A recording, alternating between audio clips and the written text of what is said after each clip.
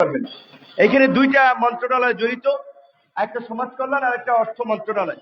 তো যেহেতু সমাজ কল্যাণ মন্ত্রণালয় পজিটিভ হয়েছে এবং তারা একটা অগ্রগতির দিকে আগাচ্ছে, আশা করি অর্থ মন্ত্রণালয় আগাবে।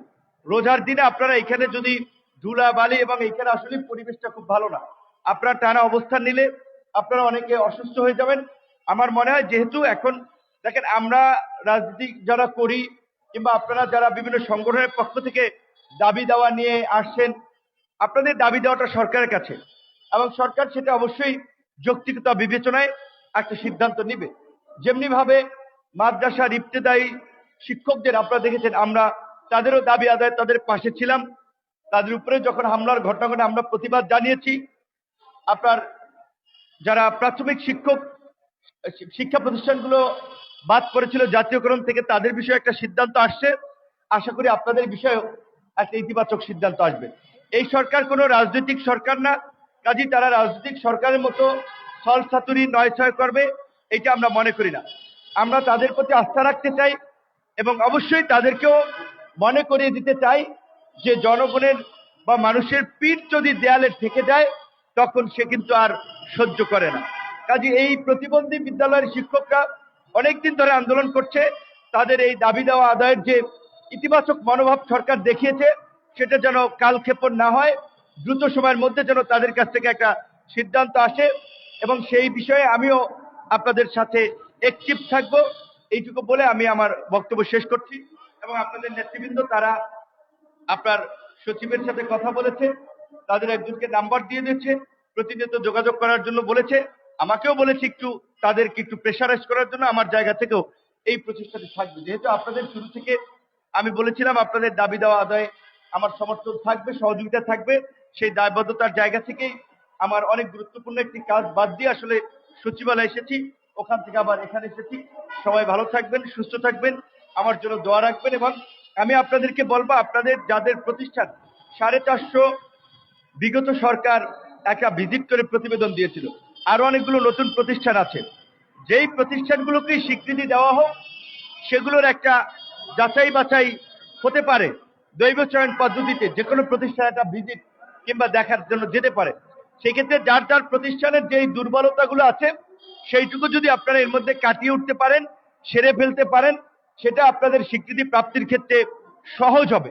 এবং বিদ্যালয় পরিচালনার যে বিধিবিধানগুলো, একটা কমিটি শিক্ষক হিসেবে যারা আছেন তাদেরও এই প্রতিবন্ধী, বিশেষ করে ওনারা অনেকে বলেছেন যে অনেককে শিক্ষক হিসেবে নেওয়া হয়েছে, তারা দেখা যায় এই বিষয়ে আবার ধারণাও নাই। প্রতিবন্ধী বিদ্যালয়ে যারা পড়াবে, যারা টেক কেয়ার করবে, তাদের তো এই বিষয়ে ন্যূনতম একটা কিন্তু ধারণা থাকতে হবে। তো আপনাদের এই বিষয়গুলো যদি আপনারাও এর মধ্যে আপনার দুর্বলতাগুলো কাটিয়ে উঠতে পারেন কিংবা আপনারা মেরামত করতে পারেন, তাহলে আশা করি ম্যাক্সিমাম প্রতিষ্ঠানগুলোই স্বীকৃতি পাবেন। ধন্যবাদ আপনাদের। প্রিয় সহযোগিতাবৃন্দ, আমি এক মিনিট শেষ করব। মাননীয় উপদেষ্টা মহোদয়ের কথা হচ্ছে, সদীপ মহোদয়ের কথা হচ্ছে, উপদেষ্টা মহোদয় আসার আগ পর্যন্ত টোটাল গ্রাউন্ডটা উনি রেডি করবেন, আর উপদেষ্টা মহোদয় আসলে উনি ডিক্লেয়ার করবেন। আমরা এই জন্য অপেক্ষা করবো কিনা? অবশ্যই অপেক্ষা করা উচিত। সচিব মহোদয় আজকে থেকে গ্রাউন্ডটা রেডি করছেন, উপদেষ্টা মহোদয় বাংলাদেশে আসলেন উনি ডিক্লেয়ারের ব্যবস্থা করবেন এবং নীতিগত অনুমোদন। সেটা হলো, আমরা বিগত একটি 20তম আন্দোলন আর 19টি আন্দোলন আমরা করেছি। আমরা মৌখিক আশ্বাস অনেক শুনেছি, মানে উনি এটা লিখিত ভাবে ডকুমেন্ট রেখে যে আমরা কাজ করবো উপদেষ্টা মহোদয় আসলে। আমার একটা প্রশ্ন নৌকার কাছে, এখন সরকারি ভাবে এখন ওনাদেরকে তো আসলে ওই চেকের মতো আমরা তো একটা নিতে পারি না যে আপনি এটা লিখিত দেন। সরকারি একটা বিজ্ঞপ্তি কিংবা একটা আপনার প্রজ্ঞাপন, এটা তো অফিসিয়াল প্রসিডিউরের মধ্যে হয়। তবে আমি যেহেতু এর আগেও আপনাদের প্রোগ্রামে ছিলাম, আজকেও এসেছি, এবং আমি এইটুকু বলতে পারি আমরা ওনার একটা সৎ আশ্বাসে, ওনার না শুধু উপদেষ্টা, এবং সে যেহেতু দেশের বাইরে, সেই কারণেই সচিবের সাথে আমাদেরকে মিটিং করতে বলেছে, আমরা করেছি।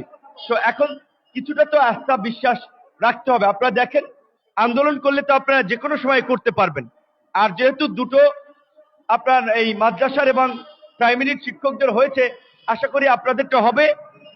যে কোনো কাজের জন্য একটা সময় তো আমাদেরকে দিতে হবে। সেইটুকু দেখেন। আপনাদের তো অফিসিয়ালি আগের সরকার আসলে কি করেছে কি বলেছে সেটা দিয়ে তো এই সরকারকে বিবেচনা করা যায় না। তো এরা বলেছে ইতিবাচক ভাবে আগাচ্ছে, দেখেন কতদিনে কি হয়, তারপরে তো আন্দোলন সংগ্রাম করতেই পারবেন যে কোনো সময়। কিন্তু এখন তো আপনারা অনেকদিন আন্দোলন করার ফলেই একটা প্রতিক্রিয়া বা একটা ফলাফল কিছুটা হলেও আপনারা পর্যবেক্ষণ করছেন। তো আমার মনে হয় রোজার মধ্যে এখন কষ্ট না করে আপনারা আপাতত কর্মসূচিটা কিছুদিনের জন্য হলেও আপনারা স্থগিত করতে পারেন, প্রত্যাহার না, একেবারে বন্ধ না, কিছুদিনের জন্য স্থগিত করা। ধন্যবাদ। ধন্যবাদ প্রিয় সহযোদ্ধা, আমরা আলোচনা করব, আমরা অবশ্যই বলবো, আমরা একটু দেখে আসি।